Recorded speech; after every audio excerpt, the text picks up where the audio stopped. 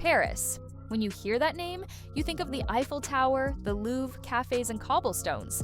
But there's another Paris that most travelers never see, a Paris of secret gardens, wild rivers, and forests that have existed for thousands of years. Today, I'm taking you beyond the tourist maps to discover the natural side of the City of Light.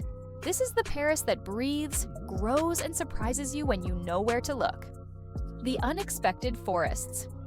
Let's start with something that shocks most people. Paris has massive forests, not parks, actual forests.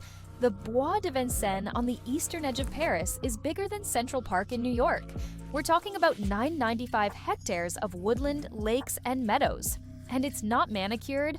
There are wild sections where you can walk for an hour and forget you're in a city of 2 million people. I spent a morning there last spring, and I saw deer. Actual deer grazing near the Lac d'Aumesnil. There are woodpeckers, herons, and over 60 species of birds.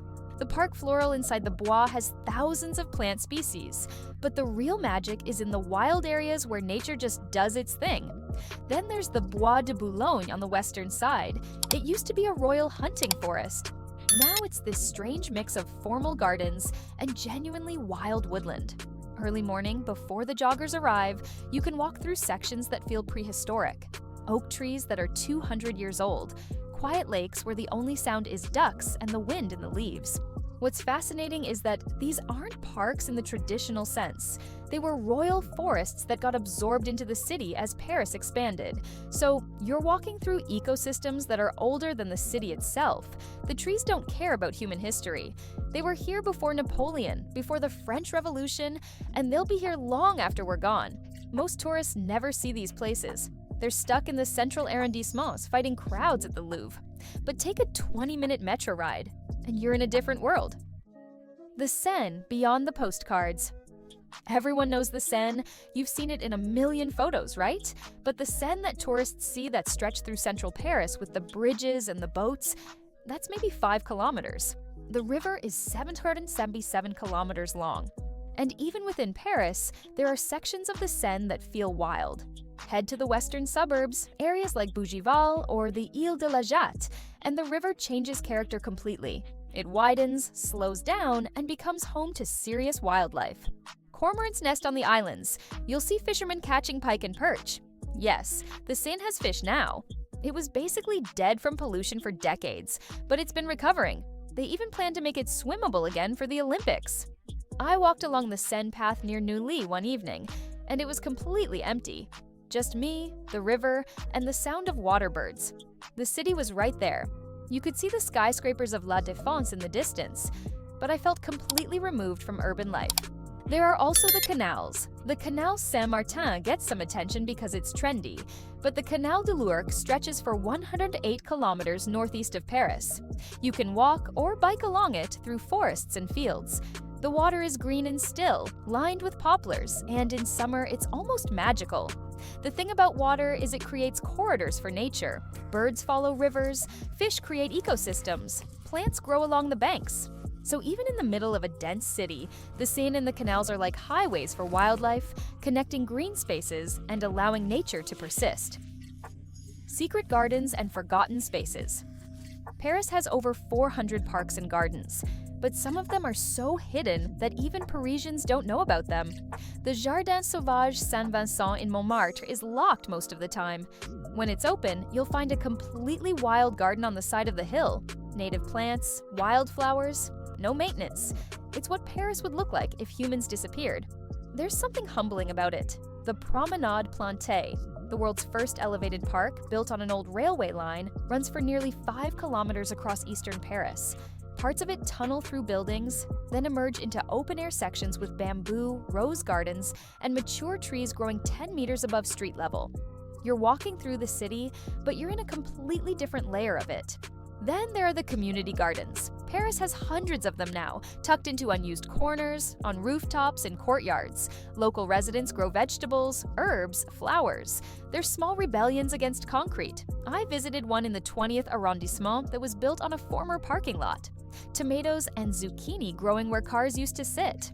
What strikes me about all these spaces is they represent a different relationship with nature. Not the grand formal gardens like the Tuileries or Luxembourg. which are beautiful but controlled. These are spaces where nature has some freedom, where things grow a bit wild, where the city acknowledges that it needs to breathe. And they're changing the city. Paris is planting thousands of trees, creating more pedestrian zones, letting grass grow in places where there used to be only pavement. It's a slow transformation, but it's real. The wildlife you don't expect. Paris has foxes. This is not widely advertised to tourists, but urban foxes are thriving in Paris. They live in the parks, the cemeteries, even in underground tunnels. At night, they come out to hunt rats and scavenge.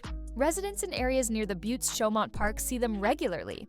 The cemeteries actually are incredible wildlife havens. Père Lachaise, the famous cemetery where Jim Morrison and Oscar Wilde are buried, is also home to dozens of bird species, hedgehogs, and an entire ecosystem that thrives because it's quiet, green, and relatively undisturbed.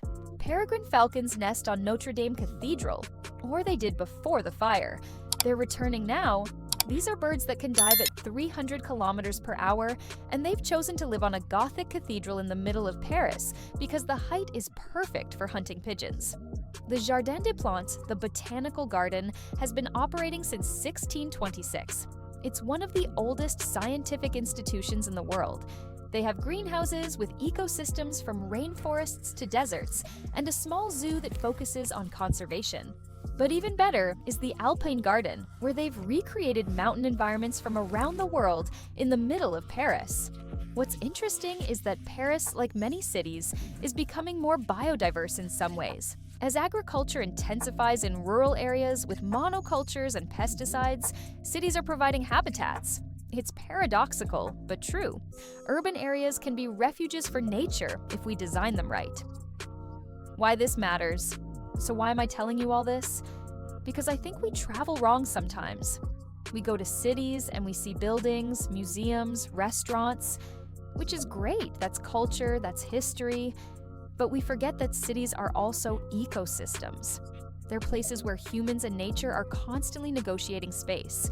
And Paris, despite its reputation as this perfectly designed urban masterpiece, is actually full of wild edges, unexpected nature, places where things grow without permission. When you visit Paris, yes, go to the Eiffel Tower, see the art, eat the food, but also take a morning and go to the Bois de Vincennes. Walk along the Canal de l'Ourcq, find one of those hidden gardens. You'll see a different side of the city, one that connects you to something deeper than tourism. Because nature in cities reminds us that we're not separate from the natural world. We're part of it, even when we're surrounded by concrete and steel. Those trees in the Bois de Boulogne, those birds on the Seine, that wild garden in Montmartre, they're not decorations. They're essential. They clean the air, cool the city, provide habitat, give us places to breathe. If you found this look at Paris interesting, hit that subscribe button so you don't miss future episodes where we explore the hidden sides of famous cities. Drop a comment below and tell me, have you discovered any unexpected nature in a big city? What surprised you? And if you've been to Paris, did you visit any of these wild spaces? Or were you like most tourists, sticking to the famous landmarks? Let me know. Thanks for watching, and I'll see you in the next one.